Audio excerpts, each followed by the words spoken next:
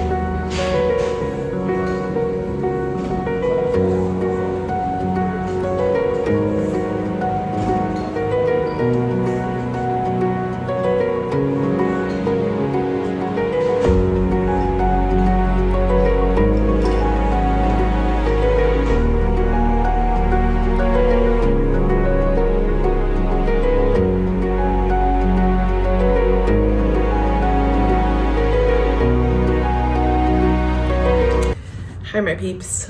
One of you lovely ladies asked me how I schedule myself. Sorry, I'm in the office, so I'm like peeking to see if anybody's in here staring at me, talking to myself. But one of you have asked how I schedule myself and what the process is to schedule out myself to go see clients, and I thought that was a great question. So I wanted to kind of go over how I personally do it and what's been my experience. So the more organized, the more structured you are, the more successful you will be.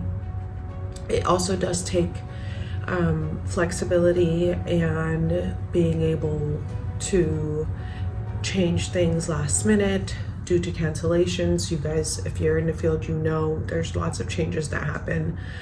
So to be flexible, and like I said, my experience every week looks different for me.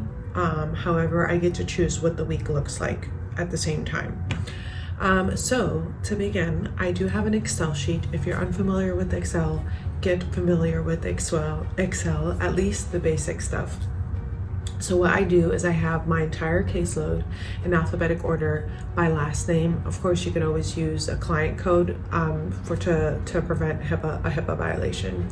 And then I also have the authorization number. So in insurance, when they give you approval, when they give you an authorization, they give you an authorization number. And for my company, we have to have that number in order to fill in our billable. When we bill for the client, we include the authorization number into that information. So I have that for convenience, along with the name in the first column.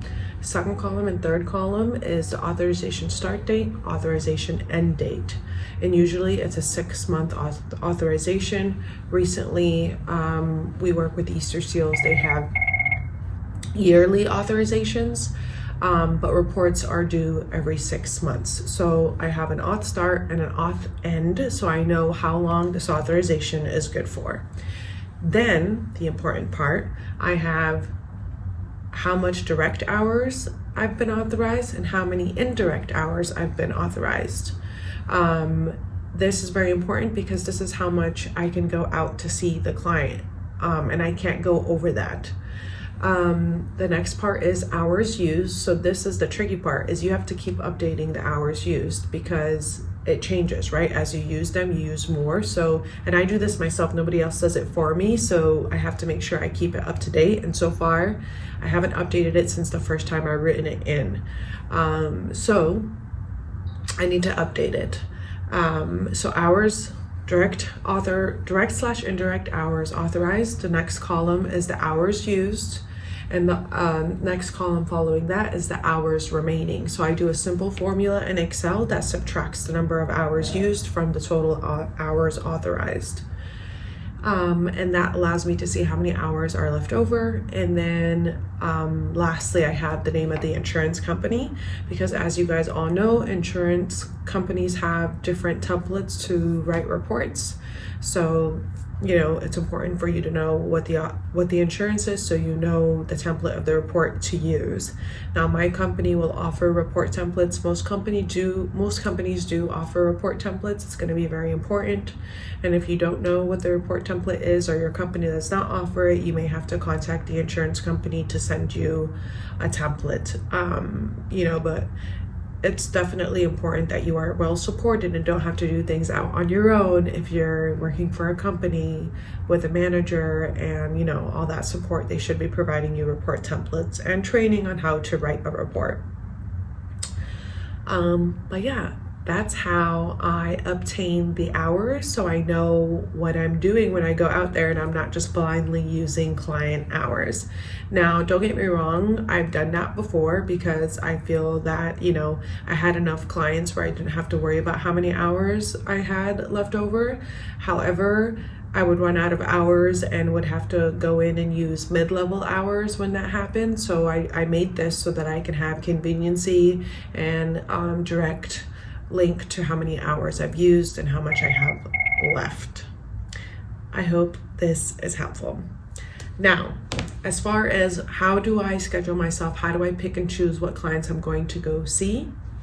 I do my best. right? So if I know I've seen a client this week, then I know I need to see other clients the following week. And it also really depends on the hours, right? So if I'm approved 2 hours a month, then I try to abide and at least see the client 2 hours in the month.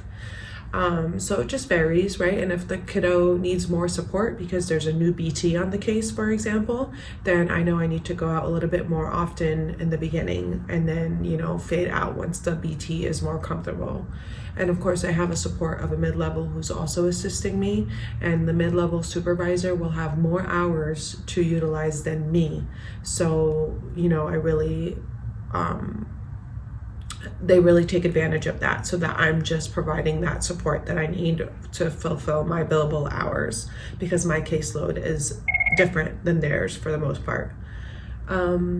But yeah, so for example, next week I'm working on my next week's schedule now, and I'll do it while I'm with you. And I don't know if this will be helpful. You guys can let me know in the comments below if this was helpful for you. So we use a scheduling system called Vision, which I don't think many others use because it's a very old way of, what's it called? It's an old thing. I don't think a lot of people use it.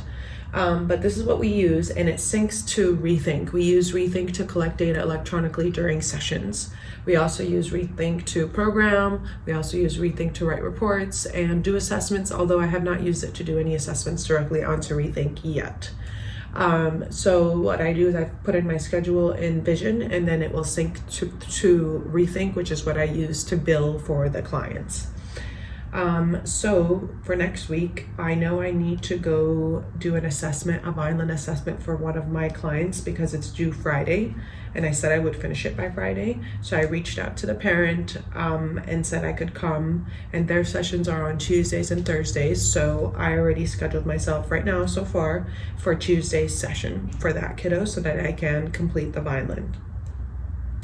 There's also another kiddo who I've not seen for a few weeks, so I want to plan on seeing them. Their sessions start at 11, and the client that I just spoke about starts at 3, and they're kind of in the LA area that I'm going to, so I will be using that as a day where I will be traveling, so I don't have to go to LA more often and see that client on the same day.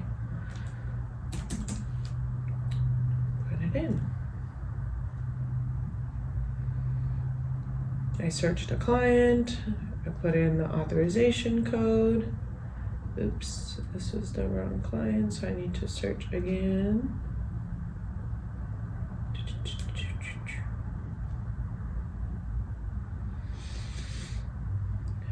Another thing that is helpful, so along with the scheduling, along with the document that I just explained with the client's hours and what I have remaining, I also have an Excel sheet for a caseload and their schedule, right? So I have the client, I have the mid-level that's on the case, I have how many hours they're authorized as far as direct hours and mid-level information. Also, some insurance will give you specific parent training hours as well. Keep that in mind.